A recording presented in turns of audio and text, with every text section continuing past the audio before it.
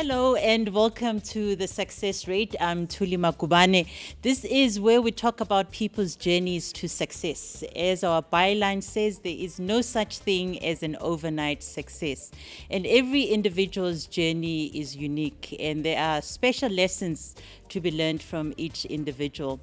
Today is especially a treat. I think I can't believe it myself. We are honored to have Mama Letta Mbulu joining us as a guest, sharing her life story and lessons that we can actually just use in our own journeys to success. Welcome, Mama. Oh, thank you. How are Julie. you? I'm well, thank you. How are you? I'm so honored to have you today. Listen, the honor is all mine. So to start us off, what is your favorite dish to make when you want to impress someone? I have several, Uh-huh. but there's one special one. Mngqusho. Musha, yeah. Yes, Yeah. yes. I have a way that I cook it, and it's different from what people do with it. Yes, yeah. So, and then you know that is bound to impress someone. Yeah, absolutely. And I mean, umngqusho is a labor of love because it takes many hours It to cook. does. It really does. But I mean, listen, I'm going to invite you very Oh, soon to come I'm and looking enjoy it. forward to to that, to taste your Yeah. special umngqusho. So today we're gonna be just exploring your journey, and it's a long one, I should say. And I picked up an interview on one of your pages in terms of how you were discovered. You know, Rev Mabene's son, who Yes. later became your manager, and you had to convince your mother. Yes. So I think what was missing for me in that story, that 24 hours before he came back to check in with your mom, did you say anything to try and sway her? No, I didn't. My mom was, was an independent person. Yes. And you couldn't interfere with her decisions. So I decided not to do it at all. yeah. Yeah. Oh, okay. I Yeah. like that. So then, you mentioned that when she eventually agreed, he became your manager and introduced you to some of the biggest names in the day, Abu Mama, Miriam Yeah, Makeba, yeah, Abigail Kubeka, and all of those. So were you starstruck as a young woman coming into the industry and having to work with these Yes, greats? Yeah. absolutely, Yeah. absolutely. And you know what? I used to listen to Radio Bantu at the time, and they used to play Dorothy Masuka a lot. Yes. And many other artists. When I saw her personally, because I at Selborne Hall, because he took me to Selborne Selborne Hall, to yes, watch yeah. how the artists perform. I was starstruck. I mean, and on stage he was flawless. He really was, Yeah. and he made me, him, Miriam Makeba, and Dolly Ratebe, Yes. and many others, made me say, this is what I truly want to do. Because at that time, I wasn't Yes. sure what I wanted Yeah. to do. So before this path was, presented to you, what were you thinking about? And I know back then, especially with us as black people, our career options were limited. Yeah, very much so. And I didn't actually know that I was going to get to where I got. But Yeah. and I wasn't thinking that I really wanted to perform. I just sang in the streets with my friends, Yes. and that was enough. But when I saw those people perform, and I was only 13 years old, Yeah. it hit me like a brick. Yes, yeah. I knew then that I want To be. do this, yes, I yeah. do. And isn't it amazing that God will almost expose you to certain things and show you your path before you even walk that path? Well, you don't even, actually, I didn't even realize it was God's work. Yeah, But today, yeah. as an elder, I tell myself, God has always been there for me. Yeah. And so you were blessed enough to have an opportunity to go overseas, as a young woman. And when you got to the United States, you were also introduced to some big names. Yeah. And one of those is the late Quincy Quincy? Jones. Yeah, yeah. And you got to work with him several times. And I didn't even know that you are the voice in Michael Jackson's song, Liberian Girl. Yeah, So, yeah. so the Nakupenda line is Yeah. you. Yeah. Yeah. And how did it feel to be working with one of the biggest, artists at that time? And Quincy was obviously a big name himself. Yeah, Quincy was a colossal, really. He called me to, actually he called my husband, because he knew him. He said, I'm looking for someone who can do a Swahili love letter, for Michael. Can you get somebody? He said, well, I don't speak Swahili, but there's a woman that we know where we were staying, Yes. who can help us to translate love letters, and we called Sarah, and Sarah said, well, when you say Ndiakupenda Pia, we say this, Yeah. and so we wrote it down. So what And does that's the how it line happened. actually say if you translate it? Nakupenda Pia. Yeah. Nakupenda Pia. Penziwe. Yes. Yes. And so that means Nakupenda, no, I love you. Yeah, I love you. Uh-huh. Yeah. And means Pia? I love you, Pia. I love you, my darling. My darling. Yeah, I And love you, my Penza darling. way? Penziwe. Oh, my heart. Ah. Yeah, that's what it says. Okay, we all learned something new today. But I always loved that line, and I think it made the song so unique. And it Right. gave it that authentic Africanness because it's Liberian Girl. Yes, So yes. it kind of sets the stage for this beautiful African girl. Yeah. So it was, I guess, quite an honor. And so maybe just reflect on just your relationship with Quincy and what it meant for you as an African musician being in the States. It's hard to talk about Quincy. All I can say that he was a unique producer. Yes. And I went into the studio when we were doing Roots. Actually, let me talk about that. Yes, yeah. He called So me. the Roots and was said- the first Yeah, album you did with yes, him. Yes, with him. yeah. He called me and said, I want you to come and do this, this song. Because he had heard me do it before, because it actually is my song. Yes, okay. So he said, I love the song. I heard you do it backstage. And I would like this song to go into the movie. Yes. And I was like, really? I'm honored.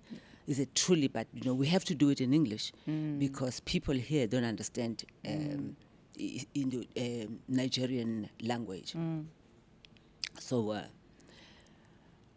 he said, no, I want you to come to the studio. I will put it down because he knew how to write the music, Yes. So he called, he said, okay, now I'm ready. So I want you to sing the melody for me.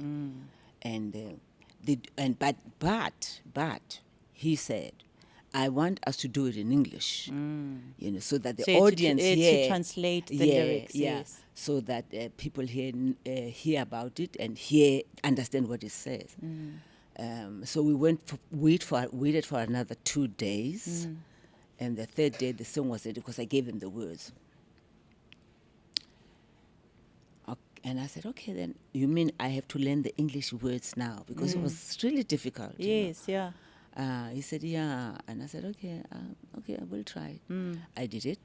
When it was ready, I called him. I said, I'm ready. And we went into the studio. He said, you know what? I love it, but you're not doing it right. You're not doing it service to this song. I want you to get into it. And you have to remember, I really was not used to doing it in It's English. in English, yes. know. You couldn't connect as No, well. not really. But he was patient with me. I said, okay, I'll do it. I'll do it. And he said, okay, he said one take, take two. we did take 3, we did take 4, take 5 hours, exhausted, totally exhausted. He said, okay, go rest and drink some water and come back. And I went back. And then I started it again. And this time I was not enthusiastic because I was like, I'm fed up now with the whole thing. I did it and I was like, okay, I'll sing it. When I listened to that song after we finished, the 5th take, I said, who's that singing? He said, it's you. I said, what did you do? He said, I made you tired. Yeah. And I was trying to take the ego out.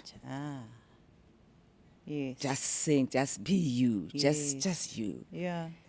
And I learned that day that, when you perform, you really have to come down and relax. And he was a fantastic producer. And leave the ego behind. Yeah. Is he was really, really fantastic. As he said. Yeah. And I suppose you took that lesson Yes. Throughout your Absolutely. your career after Yeah. after I use that. it today. Yes, It helps yeah. me. Yeah, it helps me. And talking about today, I mean, it's been 17 years since you last recorded something. And this gives me hope that maybe Sade will record something, So tell us, what motivated you to go back to the studio, Mama? Several things. I just wanted to leave a message before I go out of this world, because the situation hasn't changed. We are still where we were. Still not before, here to Huru. Yeah, not you see, at the time when I did Network to Huru, I was saying I was giving a different message, Yes, because yeah. I was coming home. I was excited, and all that, and when I know that a lot of people in government, they were upset that I'm singing this song. Yes. But all I was trying to say was, it's not yet to Huru, because we should not get excited. Yes, yeah. Because now there's a lot of work. Now that we say we have Huru, we have a lot of work to do. Yes. We have a lot of people who are poor. We have a lot of people, children who need education. So I said, hey man, it's not yet to Huru, But they didn't understand. But I'm glad eventually, they caught on that I was trying to tell them something. Yeah, that's what it do. But that's what's happening. That, yeah. And the new album, Normally. So who was your producer there? The producer was Themba Mkhize. Themba Mkhize, Yes, yeah. and also Alexi Faku. Okay. And I first saw on Billy's socials, he played guitar on the album. Me? Billy, yeah. Oh, Billy, yes, Billy Modise. Yes.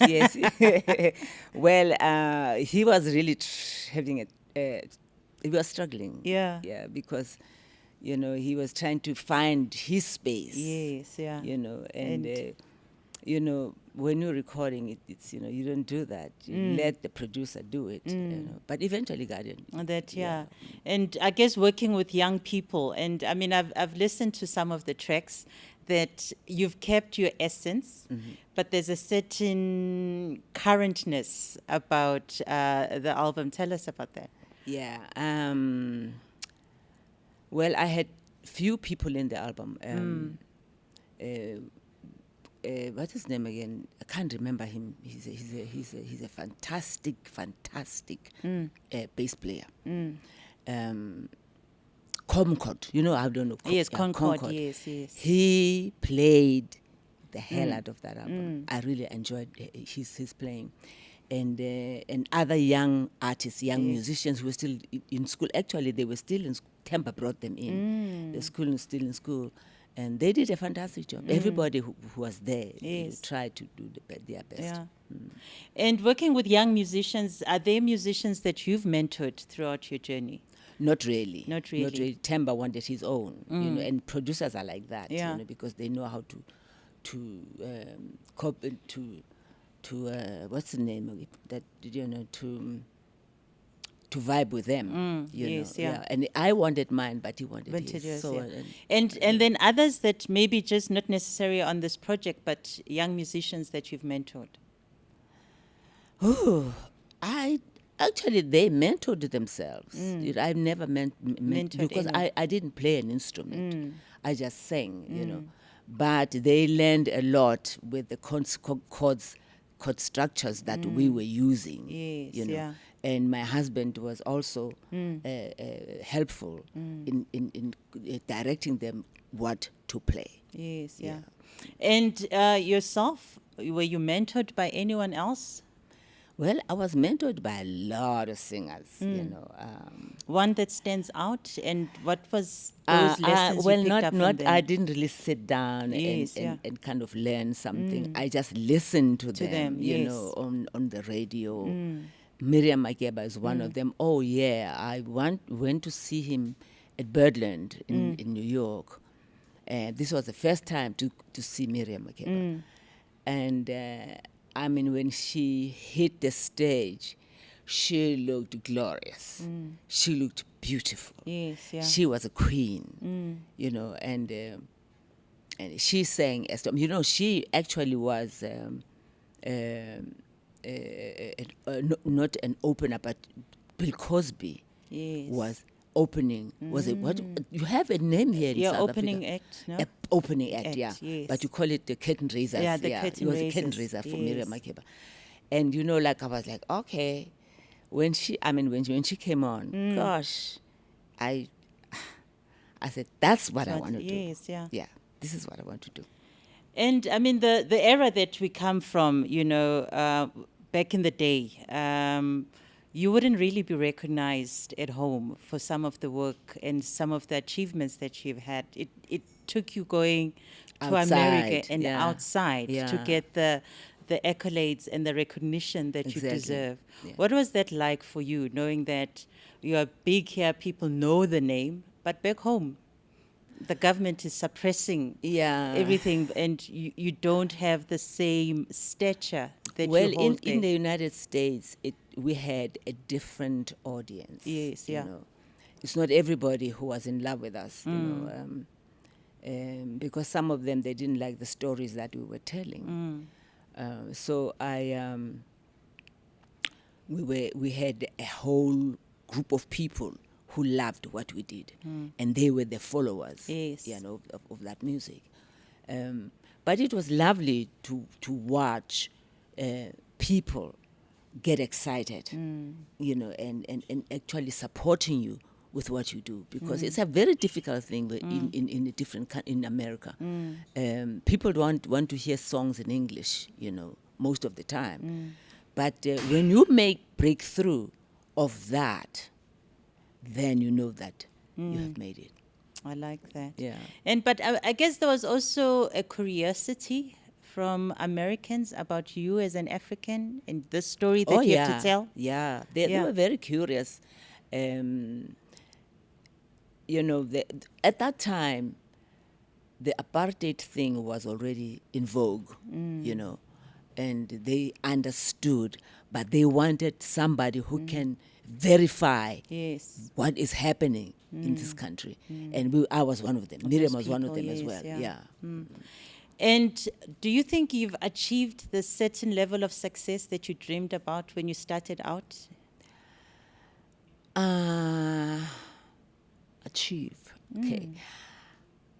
I don't know, but all I know is I have a lot of people, a lot of followers, Yes. and they still listen to my music. They still love it and all Yeah. that.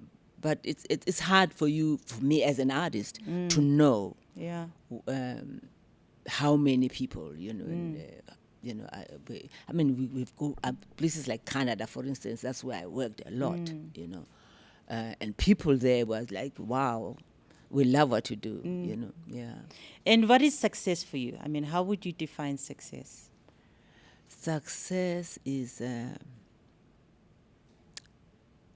having children, having a home, Yes. and having lived to be at the age I am now, to me, that is success. Yeah. And has your view or even definition of success changed over the years? Because I guess when you're young, we have these definitions, and then you've got, the blessing of age on your side and many experiences as well. So has your definition changed? No, like I think as a child until adulthood, I never really focused on success. I focused on singing and, and enjoying that, Yeah. And when I became older, I evaluate everything that I'd done. And I told myself, hey, you've got a home. Yes. You've got children. You've got- Grandchildren. and grandchildren. And we've got a beautiful husband. And to me, that became success. That became success. Yeah. And having lived a very interesting and impactful life, you got to travel the world Yeah. and see a lot of the world. What are some of the things that you found that wherever you went, we as humans have in common? Whichever country you went to. Okay, I will be specific. Yes. I'll talk about Cuba. I went to Cuba years ago, and there's something that I really enjoyed about that country. Even the artists that came to America, I went to see them. Yes, the you Cuban know, artists, The Cuban yeah. artists. And they were just fire, and they made me remember about us, and they didn't care about whether America accepted them as they are with the music. They just did it, and people started to follow Cuban Yes, music. yeah. And to me, that became a very great lesson that, when you go to a country, you should open up, let the people hear what you've got to give. Yeah. Yeah. And that experience being in Cuba, what was that like? Because it Oh, still man. seems like they're stuck in a time capsule. No, they are not. With those, They're- with the beautiful old cars Oh, and yeah. all of that. Yeah, and Yes, they yeah. have really taken care of them. Those cars look Yes. fantastic. Even the Americans now want to buy them back. And I said, no, you Cubans are not allowing that. They are just like, in their country, you listen Yes. to music. They are just music, and I don't speak Spanish, but I tell you, whatever they put out there, And I the dance to food, it. did you enjoy the food? The food is very good. Yeah. Yeah, they have the black beans. They have chicken. They're Africans. Yes, and the plantain. Yeah, the plantain. Everything that we yeah. eat here. And actually, talking about plantain, we don't have plantain in South Africa. So when was the first time you ate plantain? I ate plantain right here. in Right South here? Africa. Yeah, bought Really? it in Durban. In Durban? Yeah.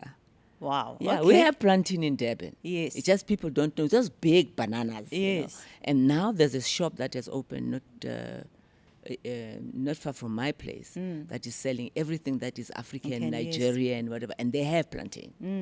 Because it's not part of our staple. Yeah, but we do have it. We do in- have it in Natal, and the Indians. Yes, they have that. Yeah, they have that. No, for me, I had to go to Ghana to experience Really? plantain for the first time. Wow. Wow. No, I experienced it here. Yeah. No, I'm glad. So we've got a feature called the Fire Five, which is quick fire questions that are fun that I will ask you. Okay. And so you just give me the first answer that comes to your mind. Okay. All right, are you ready? Okay. So on stage, bare feet or heels? It's heels Heels. normally, but I'd love to perform. Without my shoes. Yeah. Didn't Cesarea Voria usually perform barefoot? Yes, he did. She did. Yes, yeah. Okay. And what surprised you the most professionally about recording music? That people can actually put something down and listen to yourself. I think that's what really I was surprised about. Okay. And then your proudest possession that you have? My children. Your children. I like that. And what do you never leave the house without? I don't know what I leave the house without, but purse, of course. I Your have to have my purse. purse, yeah. Okay. And your favorite perfume? I don't wear perfume. Really? Yeah, I'm allergic to it. Oh, you're allergic to it. Yeah, I'm allergic. Okay. I use oils. Yes. Okay. Yeah, So I which use oils do you recommend for I us? use jasmine oil. Ah. And it smells beautiful. Yeah, yeah. Okay. And I mean, you are 82. 81. 81, sorry. Yeah, 81. So is there anything that's still in your bucket list that you wish to do that you haven't done as yet? I don't think so, but you know what? As time goes on, you start to think about things that you really want to do, you know. But right now, no. I have an ticked off. album out, and I'm still dealing with that, you know. And maybe when I'm through with this, then I will think about other things that I want to do. And how would you want people to remember you? What's the legacy that you want to leave behind? I want them to remember the love I have for them, the love that I have been speaking for them about. Yeah. And also remember me that my life has been dedicated to them, Yeah. always.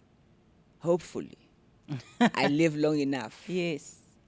to dedicate even more of my time Yes. Yeah. to them. And I think you've got years of experience in this. I think young musicians come into the industry and think they're going to become millionaires overnight. So what words would you share with people in terms of realistically what expectations they should have coming into the industry? First of all, you know, musicians need to learn to play. They have to go to school Yes. and learn music, because today you just can't twiddle around, you know. You got to do it right. So that you can be independent. You know, when you're a musician that has learned, you become very independent.